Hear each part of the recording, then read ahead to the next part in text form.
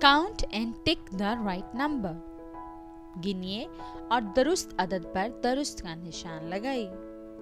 We count butterflies.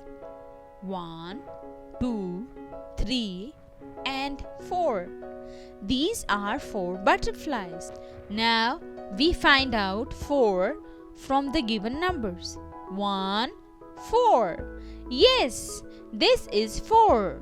So we take 4.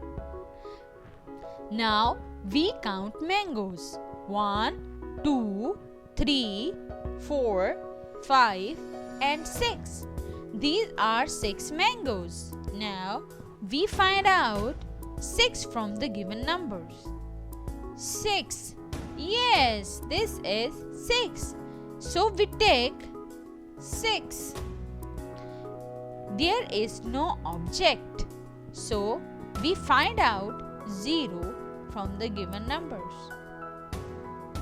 2, 3 and 0. Yes, this is 0. So we will take 0. We count fish. 1, 2 and 3. These are 3 fish.